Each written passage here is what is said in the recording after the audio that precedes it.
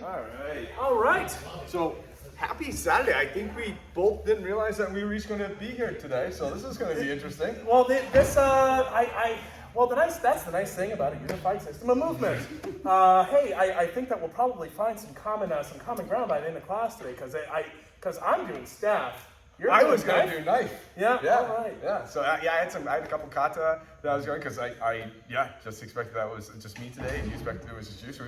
So let's go be interesting. Like, how can we combine two conceivably different class plans into one cohesive class? And do it without telling everybody you're doing it. That's Exactly. the first secret. See if they can pick up where it switched from Mr. LeBay's class plan to my class plan.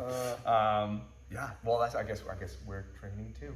All right, this A is little good more fun. ninja and stealthy. This will be a good time, and also it's a very spooky day. So we'll get to have a little fun with that too. Oh my, well, that's actually kind of funny because one of the kata I picked out is actually called Very Disturbing, or Very Disturbed. This could have been more thematic. Thank you. I just tell you, thank you, stars, whatever it is you pray to, like come into alignment. So beautiful rainy day, also great day to train. It's gonna be Awesome. a freaking blast. Let's hit it. All right. And we're going to start off, we're going to do just a very simple sequence. This is less about fighting, more about practicing your angles and your Ishimonji in particular. So we could start here. This is actually a fine enough place to start. Mr. White's going to be in Daijin down. So he's ready, and that cut, right like that. It's right at the top of my head and neck or collarbone, all those places. If I stand here and he swings, I get cut. What I'm going to do is I'm going to be stepping offline and bringing the staff up into Kamai. So here's my step. There's the direction. You can see we're about 45 degrees off that line of attack, right? Where's our alignment? Right now our target's going to be hands and wrist. So here's going to be where our alignment's pointing. All we're going to do is right like so. From here, we reset. He comes in for another strike. Boom. Same thing, coming right off at about 45 degrees, aiming for hands and wrist. The type of strike could change. It could be absolutely kind of a lateral sort of strike, just not what we're going to be working on right now, because I want people getting knocked in the head. This is just coming straight up. And again, if we stop, drop, cool. That's where I'm trying to point. I don't want to see this.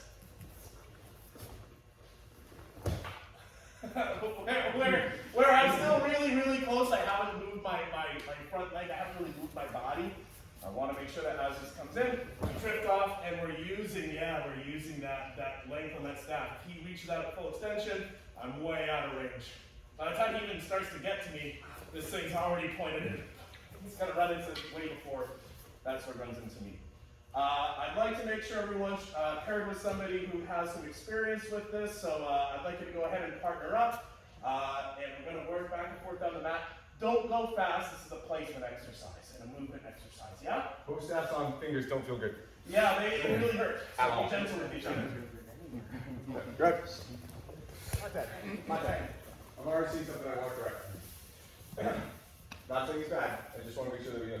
So if I'm Mr. Cheaper coming off like that, and I just step off and I don't move my hand, and I'm here, I'm dead. All right. See, a lot of people keep their hands in place. The hand movement on this goes super, super slow. Note how my hand went out to the back of the staff first. As I was moving back. Sure. All right. That way I'm using all 6 feet of this. If I have a 6-foot staff and I'm only using 3 feet, probably that would be the last 3 feet of staff I probably ever use. So as you're stepping off to whatever side it is,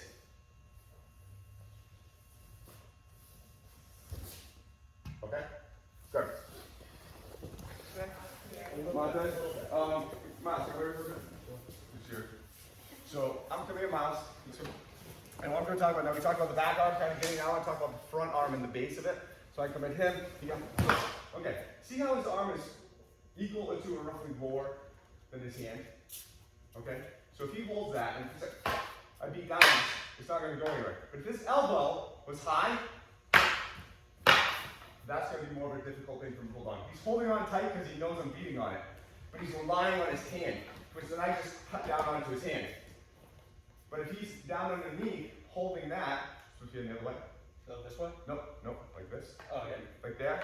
Now he doesn't have to rely on his hands straight because his body is holding that. His right elbow is working a hell of a lot less. Right. It was like a rock on the last one. What I'm seeing is a lot of people as they're coming off, they're here. Like this. That's all your hand grip trying to hold on to that. That may not work. Here. Motion, just lower. Alright? So when you come up, bring it here. Okay? Now you have to rely on your hand to hold it up. Boom. Now it's braced against your posture. Make sense? Good. Bastard, hold on to it. Okay, my turn. Another quick tip.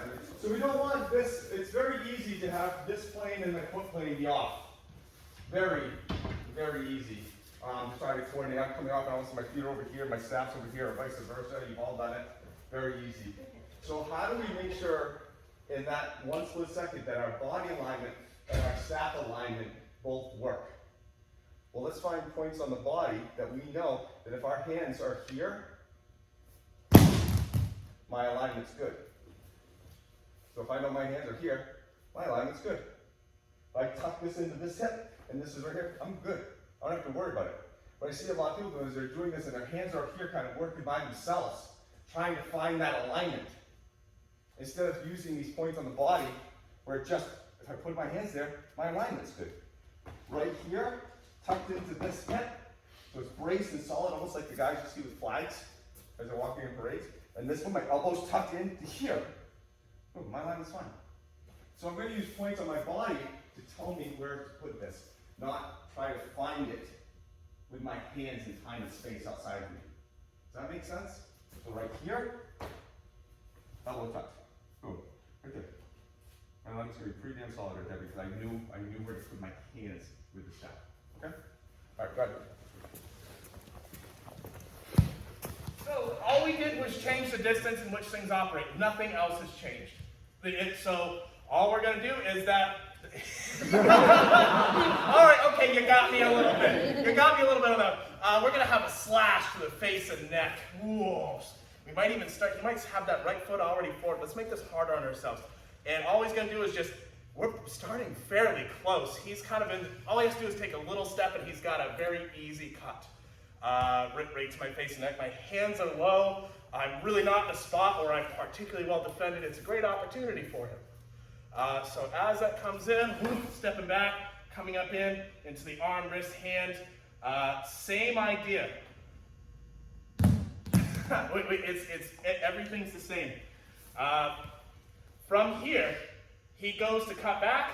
All we're going to do is push down with our other hand sort of settle into position, and here we are. So, very slow. Two-step deal. He goes to cut back. It's just this, to get that up and over a little bit of sync. And then, hey, you've got a lot of great attacking opportunities here. If you were single-handed, you could be coming in like so. You could be coming around with other strikes. Either way is fine, but for right now, just pressing one. He comes to cut back. Two.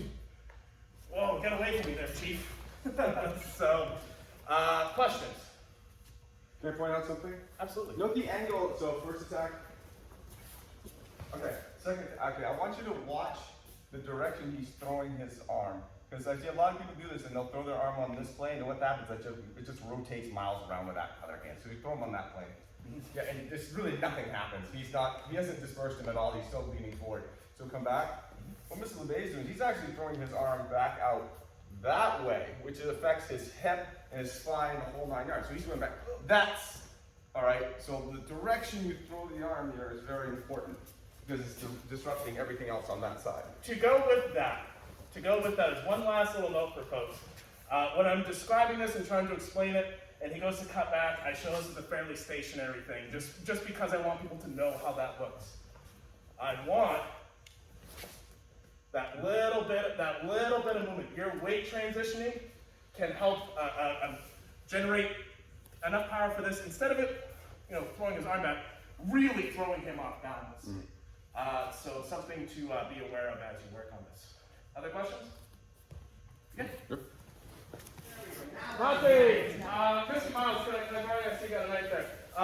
seeing the same thing I saw with staff, which is leaving this right hand way out. So as that comes in, I'm seeing hands here. Now what happens is, I have no leverage with this arm. You can see I'm barely jiggling his arm. It's like a little jello thing. I need this to be instead a much more destructive thing than a bowl of jello. So as he cuts back, if my hand's too far forward, I see a lot of folks having to do this. There's my kamai. How much control do you think I'm going to have over the next step of this process? He's going to, yeah, I'm dealing with all sorts right now. I don't want to have to, thank you very much, it was a great time. Use a bit more of the staff's leverage and distance as he goes for the second cut. Boom! I want him to have recovery time because I need him to eat this, and eat this, and eat this. I need him to eat things after that second cut. Otherwise, he's going to continue. He's going to eventually get you. I don't want him to get you. Keep going. Please use your staff. Yeah, precisely. I want to give him a straw hobby. Mate. No way.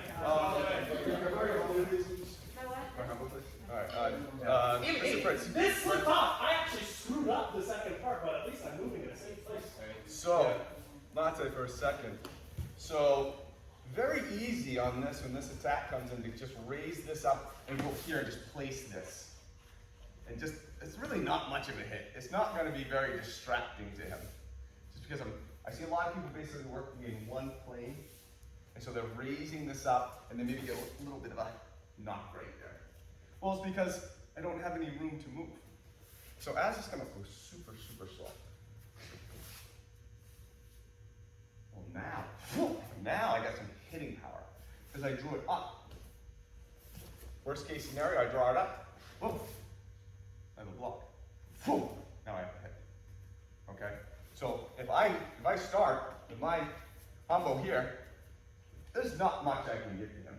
If I start here, whoa, now that's going to be a hell of a lot more of a hit. All right, so see that draw up to the hit. Now on the arm,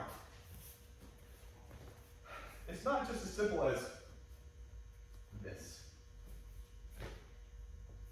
Don't really move him, because I'm working on one plane. I actually have a hard time actually doing it. Forward. This is a circular joint. Why would I attack a circular joint in a linear fashion? The joint doesn't want to work that way, right? I attack linear joints in linear fashion. Circular joints, I want to attack them in a circular. Don't have to move, pushing forward and then around. Because that's what I need his arm to. I need his arm to go in a circular fashion and push it back. If I attack him in a linear way, well, he gets a linear displacement. And he doesn't get thrown off. But if I attack him in a circular way, then he gets a circular displacement when he takes it that way. Does that make sense? All right. So 2 points I want to see. As this comes up, draw it high. Boom. So we can get that. As that next one comes in, push forward and roll it back in. That'll help get that. Okay? Go ahead. Thank you.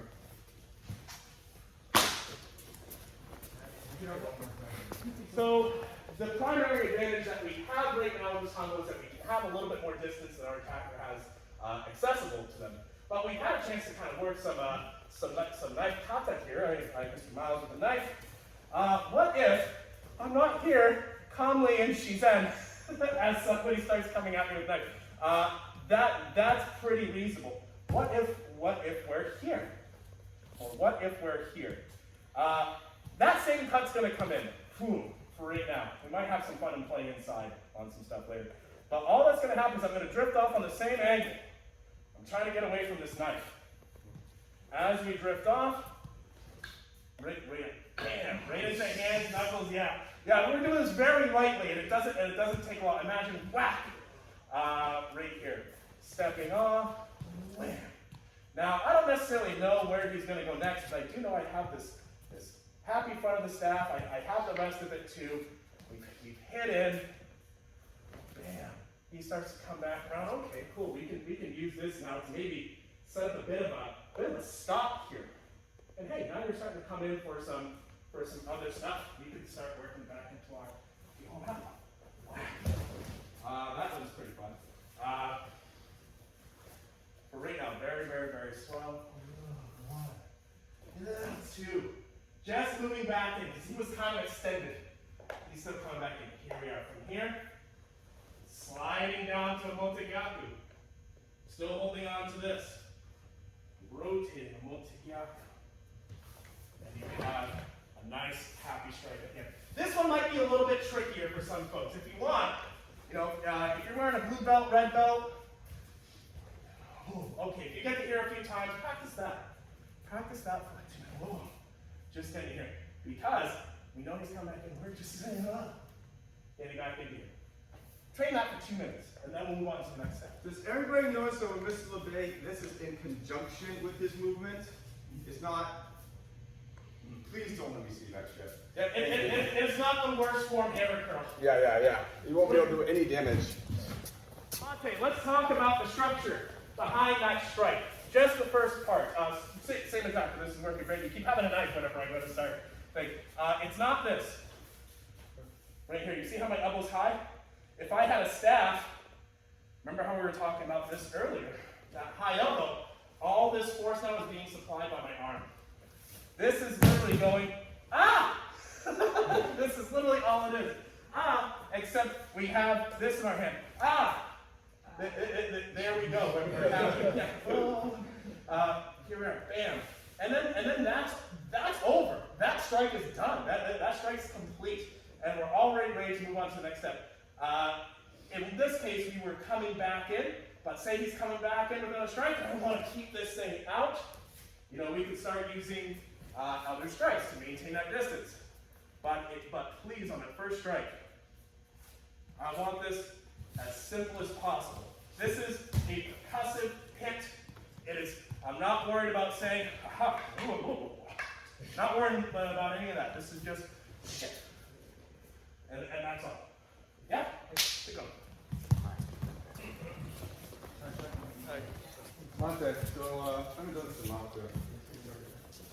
So, whenever you have an opportunity to put a blunt object across the back of a hand, use it.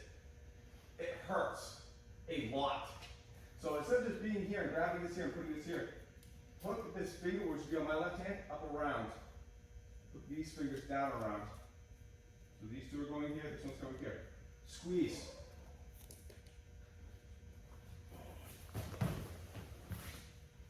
This is not fun for him. If they have small hands, great. And a nice right, you can actually pull this in on this side of his thumb in there too. But this right here is incredibly painful. Very hard to do with a knife. He's probably not thinking about it right now. He's probably not thinking about the plus hammer. And then we can move these down. Alright? This will get old quick.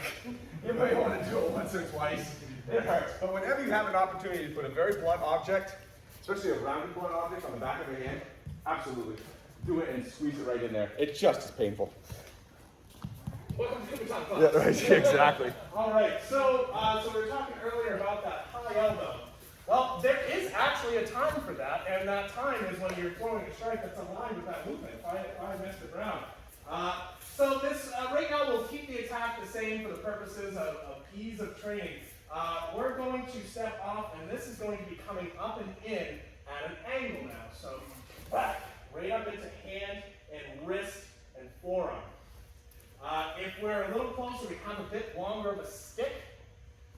Whack, right into head and face. The idea is wham, catching in here. So very, very slow. Whack. Here we go. That's why we're doing so. Notice this is now riding on the wrist. From here, cool. We can use that as our same setup initially. But I'm going to give you guys a different ending. So from here, all we're going to do is we're going to hold the wrist. We're going to rotate up against the body. Just going down right here. The idea is that I have good arm control. I'll let that up a little bit. Sorry. From here, I can just drop this, work around the back of the knife as I'm applying pressure to the arm, and break that down by the thumb. Or snap. Right now, I don't want you guys to snap each other. That's not what I was looking for. Thank you very much, sir. Mr. Huber, if I can say, I don't know if you have a knife there. Mr. Brown, you can see. Whack right here. Whoa. Stepping in. This is being pulled with the body. We sink back in on it. Now, in this particular case, I couldn't quite get his pinky vertical. That's okay. That's why we still have the stick. We'll go ahead and just pin that right down. You can then break knuckles. So, depends on how strong they are. Depends on how strong they are, especially those coming up. 1, 2, 4. I didn't quite get this. He's turning this up. I probably feel better doing the okay. But assuming we can get the pinky up. This pulls, we sit, very gentle, and then there's the break. Getting the worst paper cut of all time. It's definitely 10,000 paper cuts. Questions? So if the knife is pointing up, you don't want to try and do that? So if the knife is here, and I move through and I'm trying to get to here, but he's resisting, he's not letting me do that. You know what, I'll tell you what, a multi is probably your better option. Really, ideally, I want the base of his hand pointed up here. I want his pinky and the base of the knife pointed almost at my face, because then that's the line I sink down. Does that make sense? Hi. He's probably trying to stab you in the leg at that point in time. He's probably trying to jam it back into your leg. He's been hopefully clocked in the face and arm with a stick, which, be gentle. Part of this is we can't just kind of wail in on this. You can't really do that. So just be aware that might be in this little bit of a situation where they kind of have this push down. That's okay. Still works. But if you're being a kind and gentle training partner, ooh, this comes in. Whoa, sweet. Yeah, there's our movement. There we go. And then you drop the knife off. All right, again. Oh, yeah. Oh, sorry, question. You maintaining pressure on the limb as you're going down? Yes.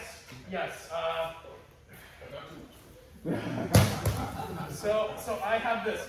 Where the pressure, how I am maintaining it. I'm trying to almost bring this hand to my mouth. That's all. If she's resisting, it's not going to create a lot of movement.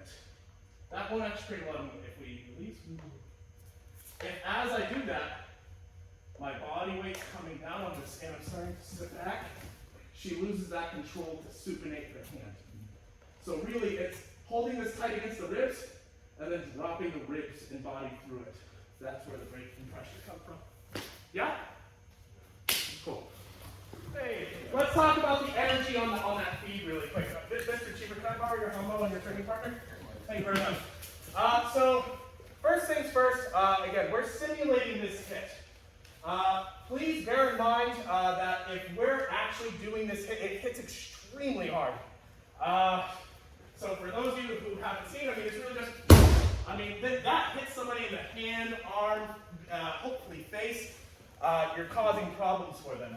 Oh, and with luck, you might win the fight there. As in, you knock them out, break their jaw, break their hand, disable them in some way. Hey, that's good for you. But since we're not doing that to our partner, what's happening sometimes is this, where folks are here, right? Where this is, I kind of feel like this is breaking down a little bit, you know what I mean? That's okay, because whether or not I got the hit, or he breaks this down a little, yeah, he's got a little bit better structure there, I still have the same safe space. I'm going to let this meet my forearm. If he goes to push, this is very, very strong. From here, the energy on this capture kind of circles in and comes down. It's like this. It's not one direction this way, where you can see his palm still facing the ground, and now I have to do all my work to turn this up. As we enter, this is going to kind of curl over, and I'm going to get my body open too. Yeah, this is kind of a hack place. This is like the lazy boy of techniques. I love it. But if I come around this and sink into that, hey, we're making progress here. This is a little close to my leg, but I think I'm all right with that. Because all I do is just drop their leg out of the way. And we've fallen on their arm. Yeah? Just a little thing that might be more useful for green belts, brown belts to be looking at as you look at this capture, but a little something for everybody. Again, It's not one direction, it's more like 98 degrees. Okay? I'm going to give this one to green belts and brown belts, but I wanted it as a note on record. Mr. Pan. Oh, Mr. I'm so sorry. So, we got to here. He was strong. We got to the ground.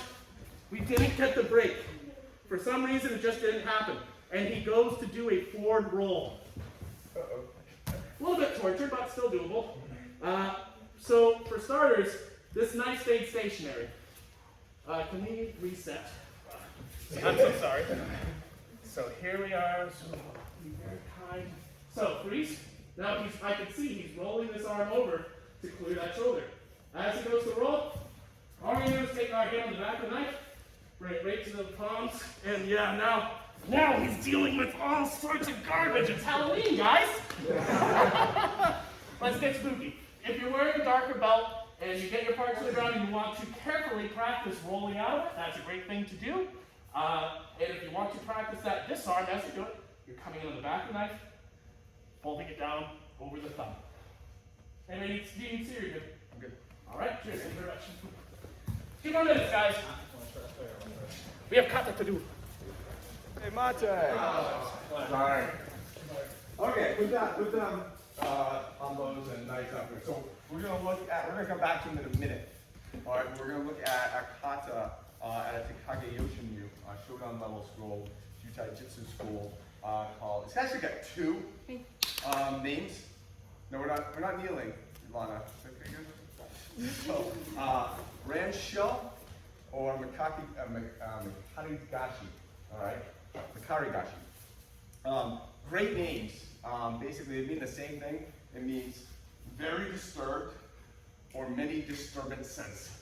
All right. It's actually, honestly, probably one kata that you probably may have accidentally already done, just in normal, just randori playing around and messing around. So I got Mr. Cheever. The attack is a high right grab, potentially right punch. Yes, just like that, like this lunging grab. Okay. So as he's coming around here, the E-hand grabbing onto that hand, just throwing this. I'm not trying to blow him away. I'm trying to get him to lock back. So I'm actually just throwing this into his neck from here.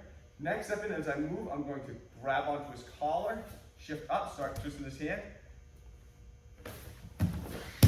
Take him like that from there. Pretty simple. Really, pretty simple.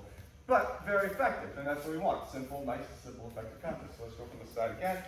So going into an E-hen no kamai, with a furuken to his face, throat, grabbing onto this. This is the part, again, we typically don't do this. We're looking at the kata. It grabs onto the hand. And from a lunge, you're easier to do, but again, we're looking classical kata. I never advise that. Boom. Here, shifting up, twisting this down, pushing this in, maybe grabbing a little bit more, something to get him leaning back.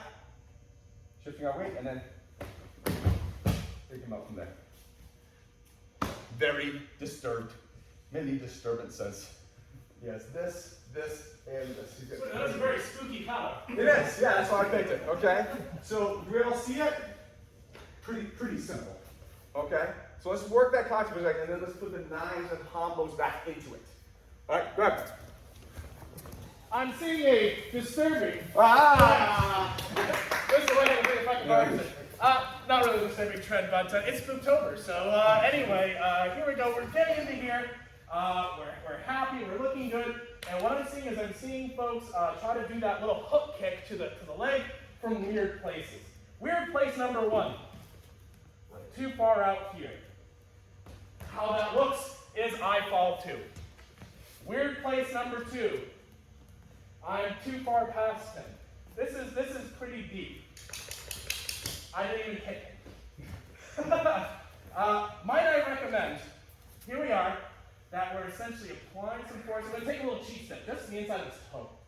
Right to here, or to here, or to here. But generally speaking, in this place. Now that's a happy, easy place to get to. Just to give you guys maybe a little bullseye to hit with that right foot, so that the rest of this goes smooth. Note on that cheat step, on that move, as he's doing it, he's putting Mr. Adam over here on this leg. So That yes. So this leg now can pop up easier. It's not this. So it's not this. I gotcha. Yeah, It's not that. It's happened because we moved our body. Now it's like 80-20, that leg will pop off easier. Yeah, this thing will be right off the ground. I mean, very easy. Continue. Thank you, sir. Before you start, let me add out something. It's time for Marty. So, I see a lot of people that are kind of adjusting and they're being right here. So they're very in line with them. And they're trying to do this from here, and this foot's coming in here, and they're jamming in and kicking into that leg. Remember, the first part of this is a knee hand here. I'm more square to him. So then as she said, oh, I don't even need that because of my alignment. I'm very perpendicular to him. Very perpendicular to him. Whoa, here. Whoa. Okay? Big difference. You guys are trying to get to step 2, which is going behind him, by shorting step 1. Right? He's like, oh, you're going to go all the way here, but then you kind of come back, well, I just won't go over here, I'll just start here. Problem is that doesn't set him up right. He doesn't get this feeling that you want him to have, which makes the rest of it easier. Is that what you're trying to incorporate it here? I can give Mr. Brown just from here. I'm pretty freaking happy right now. All right? I have a lot of options, and he really doesn't. If I short this, he's got options. Yeah, that arm's in play. I don't have this hip. I'm relying on my next movement to get it. Well, I may not have the time. Let's get that right from here. Okay? Let's have our first initial thing. Wow! Really mess him up. Then the rest is easy. We don't have to rely on speed. Okay? Good. I'll tell you, this is kind of a major detail and a minor part of this. This is an attack. This is actually entering and doing things. Mr. Brown, if I have one of the things I'm seeing is I'm seeing people look at this. You know, sometimes we talk about what a Thai tosha might look like. We're pushing into a throw when really we're pulling with the throw. This might look a lot like I'm swinging this hip, this left hip and left side of my body back and away. But if you notice, by the time we've ended this movement, I mean, he's being so kind by holding his punch out there and stopping for me because for the purposes of demonstration, that quite frankly, I didn't do anything to him. This is, what if the attack's coming down this line and we're entering with our right hip? Oh, bit different story. We're still offline, we're about 90 degrees away. I'm just grabbing his trachea because, I mean, I like that. It's Spooktober, so remove the trachea. But then from here, yeah, now kind of the sky's your limit. Which, Mr. White, did you have a place you wanted us to move to on this? Yeah, I mean, from here, I mean, you can obviously just take him down right from here. You know? As from here, as he's kind of shifting, as he's going to kick this kind of foot out to here, he's going to rotate this a little bit more. And actually, sorry, your right foot. He's going to shift off to the side over here. Cool. Now, yeah, right. And there's the rest of it right there. He can throw the kick on in if he wants or not. But the fact that he's like this, that's where you want. That's the only thing. If he's like this, because this hasn't been turned and this isn't disrupted, he's fighting. This turns the shoulder, which turns the hip, this probably gets it, and this is a fighting from a limbo stance, very hard to do. And interesting, if I can grab maybe Mr. Cheever for a moment. If I have entered this and my weight is that, I guarantee you this won't work. Please resist. You can go ahead and add like 2% more. Yeah. It's like driving a worse motorcycle. But if we're entering, and this is sort of taking that space, imagine we were just using Hoko for a moment. This Hoko kind of entered. In fact, that might not be bad practice, especially if you're wearing like a blue belt, red belt, is just, whoa, can we sort of circle, enter, and take space? Can we do that? If you can do that, once you've entered and taken space, oh, God, this was very easy. the rest of it's super duper duper simple. It's very disturbing to him. Yes, I want them disturbed. Yeah. All right, very disturbing things. Take 2. Gotcha. Let's talk about one little kind of high level, advanced thing about this kata. We're not, again, I want to look at this. This is a knife and Hanbo class, not necessarily a kata class. But I want to point this out because this is, which looks like any kata we have, like looks really, really simple, can be done simply, very effective. But there's also a lot more underneath. And so what I want to talk about is like miles in here. You already looked at the fact that this is here and I'm here. All right, we're down this middle. The next tendency on this move is like, well, I gotta close the distance. So I'm gonna go in and push him this way.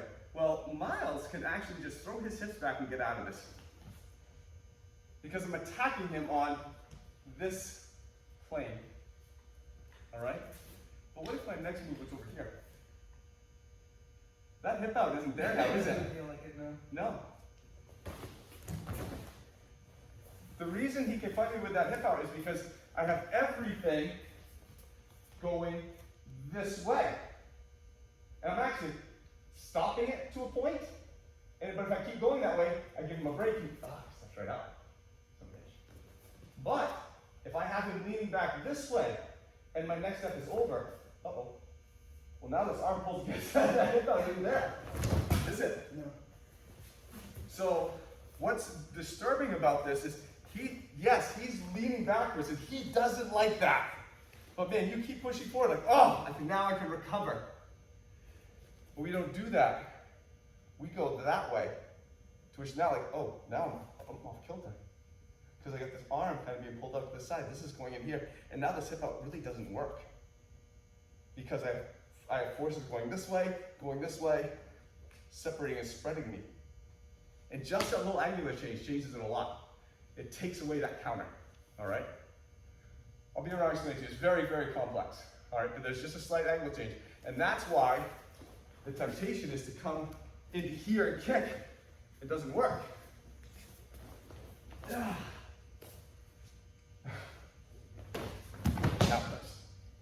That slight change takes that hip out from him.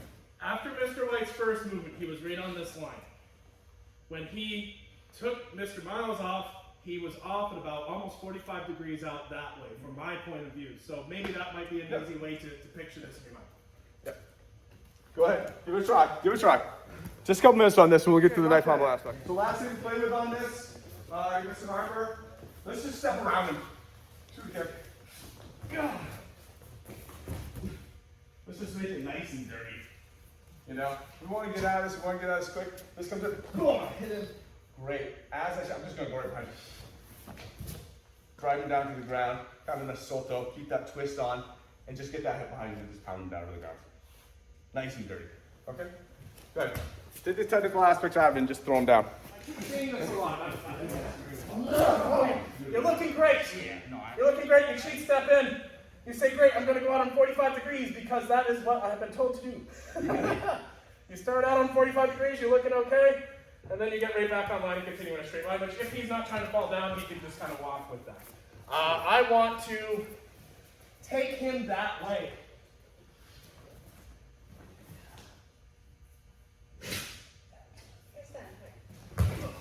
We're taking them out on that line, yeah? And now we can do all our other fun things. Yes! No! Is basically what I'm seeing. My entrance, I'm seeing you guys end on this line by doing this. That's not it. This is it. Yeah? Come on, Ted. So how does this fit into a knife Hanbo class? Well, because it's all technique. And it's just seeing from one to the other and seeing what can happen. So this situation is, we've been looking at a lot of these close-up kind of things. Guys coming right in. These, I didn't realize I was in a fight until all of a sudden this knife came and was attacking me kind of thing. And my life changed.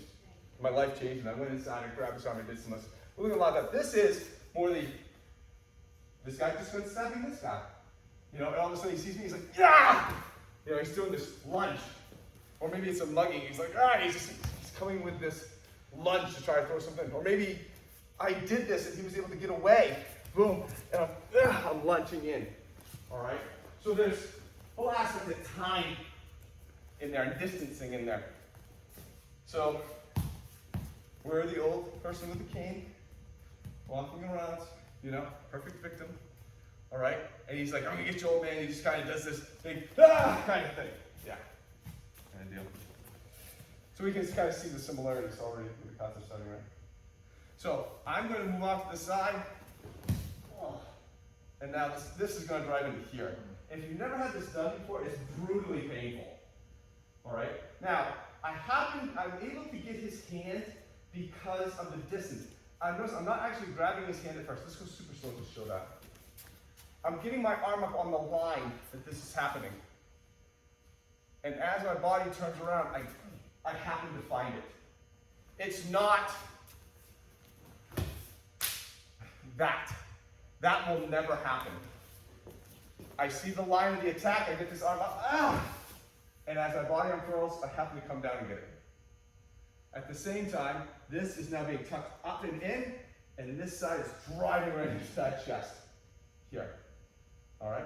From here, I'm going to lever down, and I step behind. For those higher belts, this is a nice break if I take this, put this in front of this foot, here, and put it up to this hip. I now have the ability to lever into this pretty easily. I can even step around and have that being into him if I want. All right, but that's not the point. All right, the point is looking at this kata as it applies to the neck. So, left side's going out of the way, or hooking this. As the right side, this is coming up. Boom. Spearing him right there. That step in, as I do that step in, I'm going to push down on that as I have this turn. Stepping behind, keeping this close. I don't want some death, flail to kind of get me, and then Chris has to find me in the afterlife. Shit. I can bring him here, or if I happen to be in a position, I can put him in here. And work that aspect too. Which now leaves this free to do other things like doing that. Okay? I'll see it. Don't worry about the bottom thing. Alright? Try it if you want to. Let's really get that position, take them down. Alright, go ahead. So first, what's the very first rule of someone trying to stab you or cut you with a knife? Move. Yeah. Okay, so I got Aaron here. I'm seeing a lot of people really concentrating on trying to get this in place, and what's happening is this side is moving and they're getting the actual, sometimes even getting to here. And they're just hoping to carry this off. Now, get this side out of the way by turning this side in. I'm going to drive this into him. Alright, and he's smart to put his hand up in there, but I don't know if they think that's not smart anymore. Alright, this hand is covering and just getting. Okay? Use this movement to pull this side out of the way. Don't just try to place this here and leave this side here. Make sense? Oh my God, you're coming over there. Whoa! And sink down into that. And then go. Okay? Let's see how that This is complicated. You have two things going on at once. Walking into and going is hard. Alright? Avoiding a knife and attacking at the same time is actually harder. Alright, so don't be worried. Everyone's doing it. Let's talk more about this. So this actually literally goes back to the first thing we did today. Right back to the beginning when we were looking at this coming through aspect. A couple hours ago, right? There's the aspect of, okay, I'm going to turn this and I'm going to place it and then I'm going to step. Like I'm doing two different things. Okay, do we see the difference? This is me just turning it and I'm just going to step and the staff's going to come here. That's staff working and body working kind of not in unison.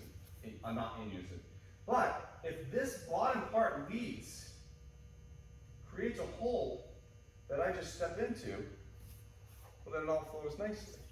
I think a bunch of us kind of talked about that. The weapon is leading the way from my body versus, right? There's two different things. They may physically actually look similar, but I think for the trained eye, you can see the difference, how my body is flowing into the position that this just left. This just left. All right, not, okay, now. Two different things. Do you see it? Very subtle, very subtle. All right, same thing happening here with this attack. This knife attack. All right, switch over now.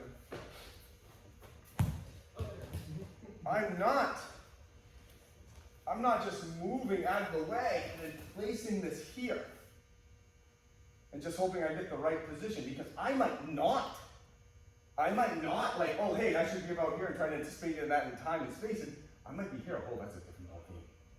You know? This is leading the whole thing. I want this to go to his breastbone super slow. Super slow. This is leading to his breastbone, like, oh.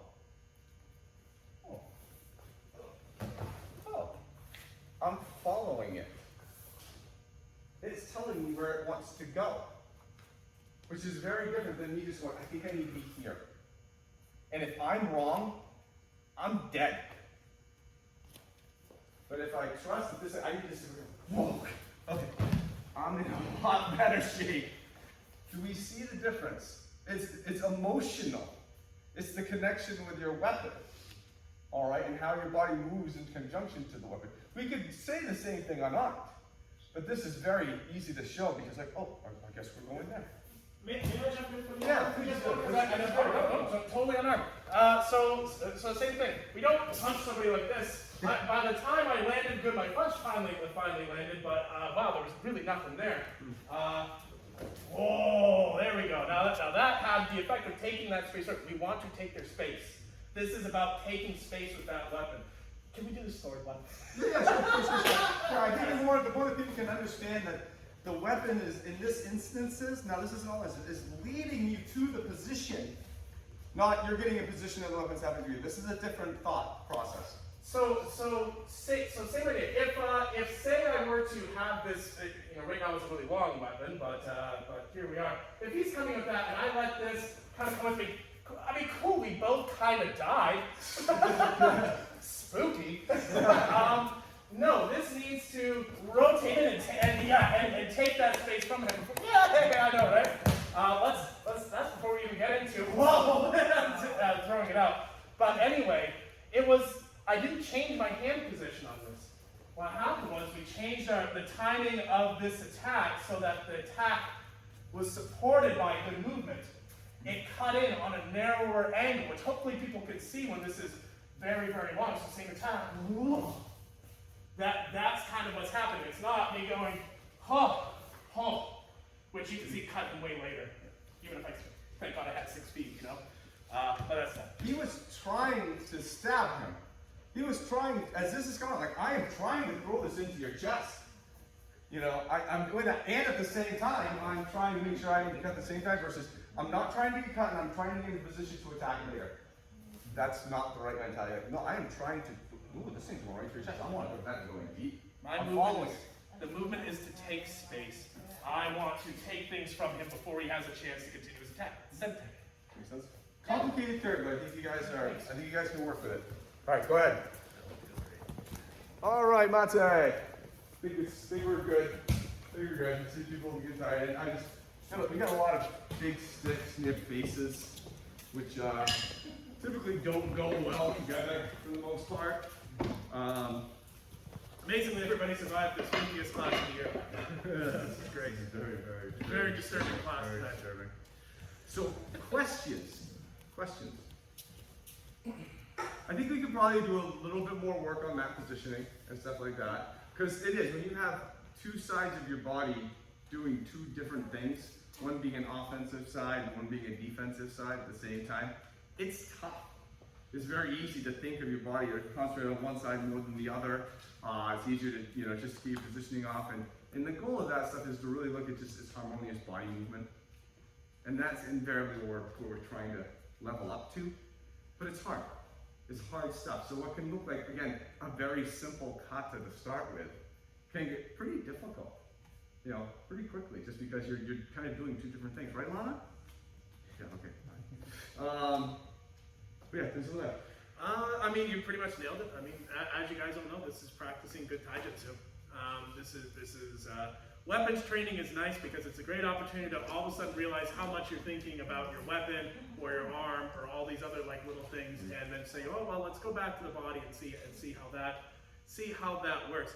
If you're, we had a couple folks who just new to both Furigata today, and it's oh crap, and there's a lot of okay, well this son of a gun, how does the puzzle piece go? But then was I'm just letting it move, and I just have to rotate 180 degrees, and that's really what it is.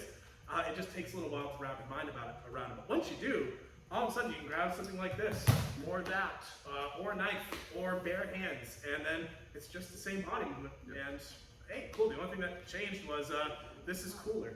Yeah. And the whole part of this whole weapons phase is basically that. We're not teaching you like, okay, this is what I can do when I have Hanbo, so I can do when I have a knife, or Kusari, or this and that. It's not that. It's like, you're just doing taijutsu, you're just doing movement, and you just happen to have this. And you understand the advantages and disadvantages of having this, and the advantages and disadvantages of having that. Well, not, it's just you're working taijutsu, you're just working movement. And you say, okay, because of this, I got this extra long lever here, that's kind of cool. Or I got this thing I can hit with, like, how do I interplay that? But it's not a whole different set of techniques. It's what are the differences between taijutsu and taijutsu with a weapon?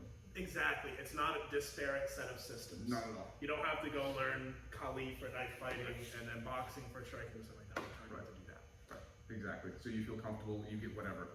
It's a paperclip. Cool. Just a comment, I just really liked how we were looking at ways to the weapon being a part of your body. I mean, it's really just an extension of limbs you already have. I really like looking at it, that kind of idea, instead of being like, okay, this is a weapon, this is exterior for me. Like, no, this is a part of me, and I need to use this as a part of me to get to what I need to do. Right. So I really like that. We all eat food, right? We all use forks and knives and spoons, right? We just use them. We pick them in, they're second nature because we've just used them our whole life for decades. Okay, that's it. We're just using the bigger knife. And how good we can cut our own meat up. And I bet you don't cut your food like this. Okay, very good. You have your kamae, and there you are. Much easier. But that's actually just the point. Like, watch next time, be like cutting a steak, cutting something, doing something, and just the minute little differences that you would do because the way the cup is. I need to kind of scoop up and around to get that piece of chicken out of there right, as opposed to just dump, turn up. Right? That's kind of what we're talking about. Like with these arms and these motions, it's not just here. You just don't take a spoon and go dunk. Right? You scoop and you move and you feel and you the weight distribution and how to hold it. Well, that's what it is here. You'll never have a career making fancy espressos if it's just 90-degree angles. Right. And so just admire your handiwork. And when you think like I can't do this, you can do it every meal. You just have practice with those tools a little bit more. Does that make sense? And you can feel it. So we just get some time. That's all it is. Anything else? All right, guys. Have a happy Thanksgiving, whatever you're doing, and white fasting. Enjoy the shitty day. All right. Yeah. Oh my God, how you doing? Nice job. Yes, Ryan. Time for you. Whoa. Yeah. Oh man.